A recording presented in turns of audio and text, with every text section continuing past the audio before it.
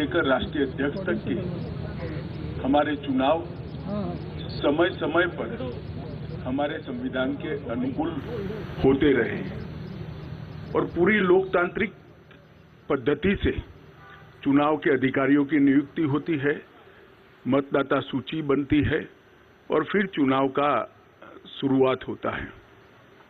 Booth के बाद मंडल का, मंडल के बाद जिले का, जिले के बाद प्रदेश का और प्रदेश के बाद राष्ट्रीय अध्यक्ष जी का चुनाव और कार्य समिति का चुनाव होता है। परंतु ये वर्ष सदस्यता अभियान का भी वर्ष है और हर साल हम चुनाव के पहले नई सदस्यता करते हैं। हमारी सदस्यता का कार्यकाल 6 साल का होता है। 6 साल जब समाप्त होते हैं तब पूरी सदस्यता नए सिरे से होती है और जब 6 साल नहीं होते हैं तब इसमें सदस्यों की बढ़ोतरी के साथ बूथ को, मंडल को और जिले को वैधानिक मान्यता मिलती है।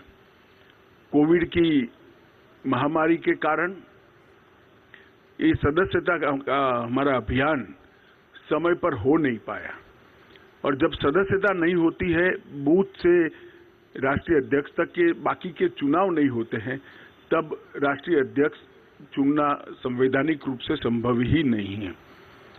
कई बार भूतकाल में भी इस प्रकार के अलग अलग मौकों के कारण राष्ट्रीय अध्यक्ष के कार्यकाल को एक्सटेंशन दिया गया।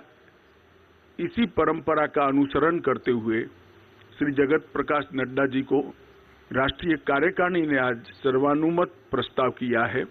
श्री राजनाथ सिंह जी ने इस प्रस्ताव को रखा और सभी भारतीय जनता पार्टी के सदस्यों ने इसको हर्ष ध्वनि के साथ सर्वानुमत से स्वीकार किया है कि जगत प्रकाश नड्डा जी को जून 2024 तक भारतीय जनता पार्टी के अध्यक्ष के रूप में इनके कार्यकाल को बढ़ोतरी की जाए। नड्डा जी 20 जनवरी 2020 को राष्ट्रीय अध्यक्ष बने।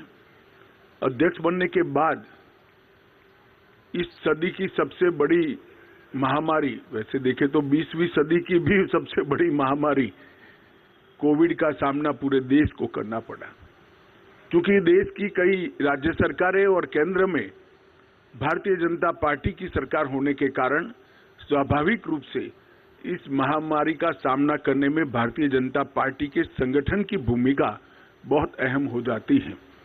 नड्डा जी के नेतृत्व में भारतीय जनता पार्टी का पूरा संगठन बूथ से लेकर राष्ट्रीय स्तर पर सेवा ही संगठन है, इस मंत्र के साथ काम में जुटा। ढेर सारे गांवों में चाहे गरीबों के घर पे मदद पहुंचानी हो, अन्न पहुंचाना हो, जिनके कोविड के लक्षण देखे गए उनको टेस्ट के लिए अस्पताल ले जाना हो, जिनका कोई नहीं था उनकी शुश्रूषा से लेकर अंतिम संस्कार तक सारे कोविड की महामारी की गतिरोध को पार करने में भारतीय जनता पार्टी के कार्यकर्ताओं ने बहुत महत्वपूर्ण भूमिका निभाई और नड्डा जी ने उस कठिन काल के अंदर एक वाइब्रेंसी के साथ संगठन को सेवा के काम में जोड़ा। और मैं तो आप सबको आग्रह करता हूं कि हमारा जो डॉक्यूमेंटेशन है, सेवा ही संगठन है, इस सूत्र का, उसको आप जरूर देखिए। तो आश्चर्यजनक तरीके से एक राजनीतिक दल का संगठन किस प्रकार से महामारी में सेवा कर सकता है, उसका ज्वलंत उदाहरण भारतीय जनता पार्टी ने नड्डा जी के अध्यक्षता में देश के सामने रखा, दुनिया के सामने भी रखा। उनकी राष्ट्रीय अध्यक्षता में ही हमने बिहार में सबसे ज्यादा स्ट्राइक रेट प्राप्त किया। महाराष्ट्र में भी एनडीए को गिन लें तो हम फिर से चुन कर आए। हरियाणा में भी हमारी सरकार बनी। इसके बाद उत्तर प्रदेश, उत्तराखंड, मणिपुर, आसाम, गुजरात, इस सब जगह भारतीय जनता पार्टी ने एक बहुत बड़ी सफलता हासिल की है। बंगाल के अंदर भारतीय जनता पार्टी ने 3 सीट से 77 सीट का बहुत बड़ा फासला एक ही 5 साल में तय किया और हम तमिलनाडु और दक्षिण के राज्यों में भी, तेलंगाना में भी एक ताकत बनकर धीरे धीरे सैन उभर कर आ रहे हैं। उत्तर पूर्व के सभी राज्यों में हमारी सरकारें तो बनी थी, परंतु संगठन का विस्तार बाकी था। नड्डा जी की अध्यक्षता में हमने उत्तर पूर्व के नॉर्थ ईस्ट के सभी राज्यों में संगठन को नीचे पहुंचाने में हमने बहुत बड़ी सफलता प्राप्त की है। गोवा में भी हम हैट्रिक लगाकर तीसरी बार और पहली बार पूर्ण बहुमत की सरकार बनाने में हम सफल हुए। जैसा आप सब जानते हैं, गुजरात के अंदर 156 सीटों के साथ गुजरात ने चुनाव के सभी रिकॉर्ड तोड़ते हुए 53% मत और 156 सीटों के साथ हमने प्रचंड विजय हासिल किया।